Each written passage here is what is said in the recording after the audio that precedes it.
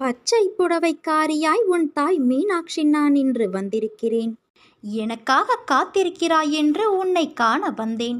என் அன்பு குழந்தையே, என் ஜாதகத்தில் கிரகங்கள் சரியில்லை, என் வாழ்க்கை முழுவதும் கஷ்டம் என்று எண்ணி வருத்தமடையாதே.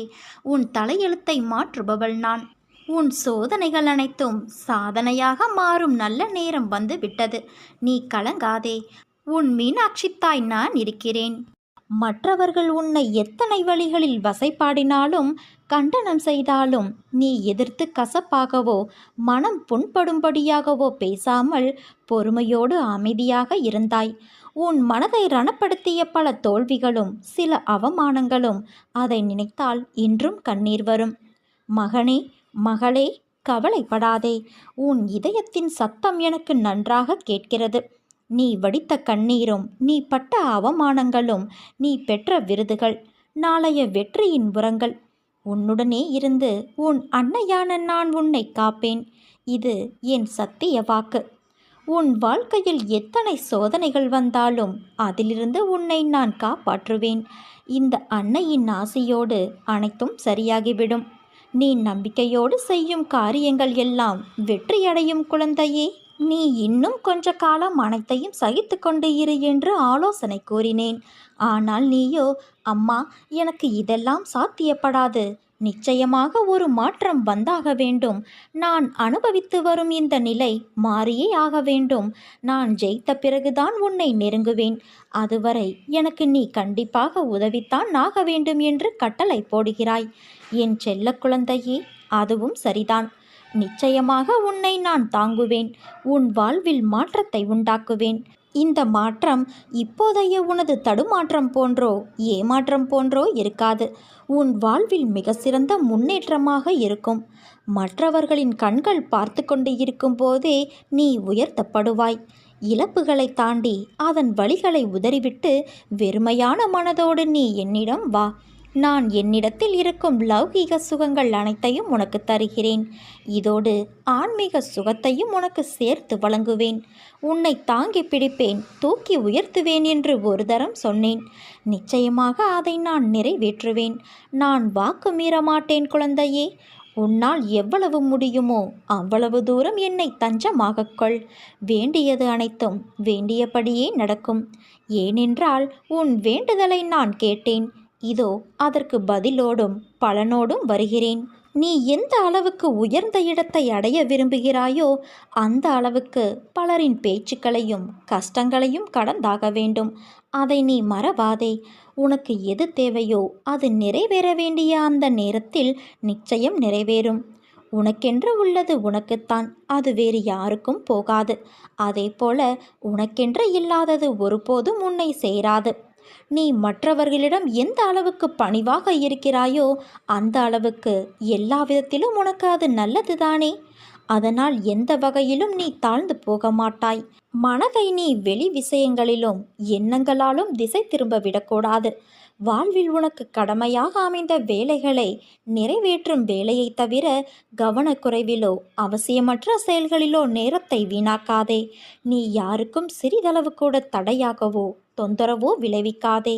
உன் வேலைகளையெல்லாம் நீயே செய்து கொள்.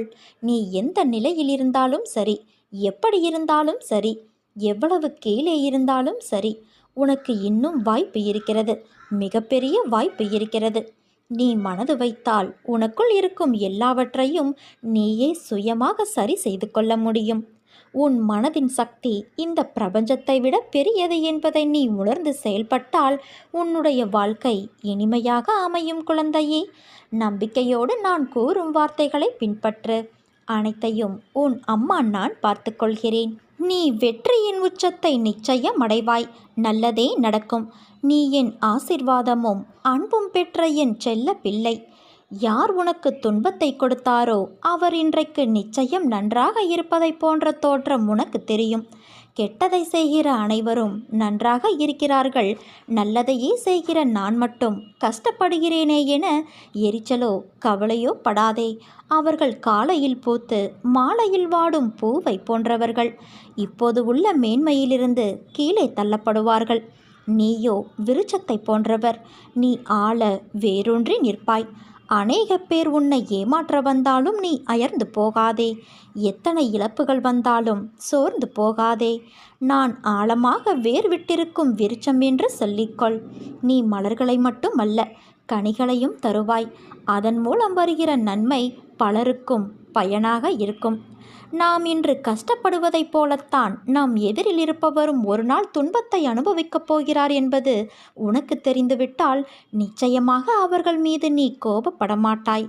அவர்களுக்காக நிச்சயம் பரிதாபப்படுவாய். இன்று நான், நாளை நீ என்று சொல்லிக்கொள்வாய். உனக்கு தவறு இழைத்தவரை பார்க்கும்போது இவரும் தண்டனைக்கு தயாராகிறார் என்பதை தெளிவாக தெரிந்து அவருக்காக பரிதாபப்படு. இப்படி செய்யும்போது எத்தகைய சூழ்நிலையிலும் நீ பாதிக்கப்பட மாட்டாய். ஏனென்றால் அப்போது உன் மனதை படிக்கிற நான் நிச்சயம் வெகுமதிகளை அள்ளித் தருவேன்.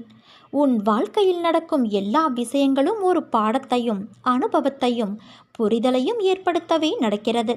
அதை ஏற்கவும் அதன்படி நடக்கவும் கடினமாகத்தான் இருக்கும்.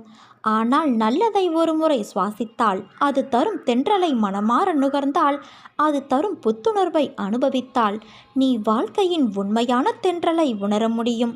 நாம் உடம்பு சரியில்லை என்ற போது உட்கொள்ளும் மருந்து கசப்பாகத்தான் இருக்கும். கசப்பு என்று தெரிந்து அதை நல்லது என்று நினைத்து உட்கொண்டால் உடல்நிலை சரியாகும். அது தரும் கசப்பு தான் உன் உடல்நிலையை குணப்படுத்த முடியும். உடல்நிலைக்கு மருந்து கசப்பாக இருக்கும் பொழுது வாழ்க்கைக்கு தேவையான உன் மனதிற்கு தேவையான விஷயங்களும் கசப்பாகத்தானே இருக்கும். ஆனால் அந்த நிதானம், பொறுமை, நம்பிக்கை இவை அனைத்தும் கசப்பல்ல. சில நிகழ்வுகள் உன் கோபத்தையும் மன வலிமையையும் சோதிக்கும் பொருட்டு அதை கசப்பு போல உணர வைக்கும். சாதாரண சூழ்நிலையில் அதை உன்னால் உணர முடியாது. ஆனால் விதிவசத்தால் உனக்கு நிகழும் சூழ்நிலை இவை கசப்பான மருந்தாய் உன்னை உட்கொள்ள வைக்கிறது. உனக்கு எப்பொழுதும் என் துணை உண்டு என் குழந்தையே. உன்னை என் கருவறையில் வைத்து நான் பார்த்து பாதுகாத்து வருகிறேன். உன்னை விட்டு நான் விலகுவதும் இல்லை. உன்னை விலகி போகும்படி நான் செய்வதும் இல்லை. உனக்கு ஒன்று தெரியுமா? என் பிள்ளை ஏன் இப்படி கண்ணாடி துண்டு போல இருக்கிறாளே என்று நான் மிகவும் கவலைப்படுகிறேன். கண்ணாடியானது சிறிய தவறானாலும் கீழே விழுந்து உடைந்து போகும். அதன் தன்மை கொண்டது அது. அதே போல நீயும் இருக்கிறாய். யாராக இருந்தாலும் சிறியதாக உன்னை காயப்படுத்தினால் உன் மனம் உடைந்து போகிற அளவுக்கு நீ இருக்கிறாய். உன் தன்மையை மாற்ற நான் போராடி கொண்டு இருக்கிறேன். யாரானாலும் உன் மனதை ரணப்படுத்தி பார்க்க செய்யும் சிறிய சொல் சொன்னாலும் நீ அதை கண்டு கொள்ளாதே. அவர்கள் சொன்னால் அது உண்மையாகாது. அதனால் நீ அதை கண்டு கொள்ளாதே குழந்தையே. உனக்கு பக்கபலமாக நான் இருப்பேன். உனக்கான எல்லா வெற்றியும் உன் அன்னையான நான் உனக்கு தேடி தருவேன். என்றும் நான் உனக்கு துணை நிற்பேன். உன் விருப்பங்கள் நிறைவேற வேண்டும் என என்னை அன்போடு கேட்டுக்கொண்டதை உன் அன்னை நான் நிறைவேற்றப் போகிறேன்.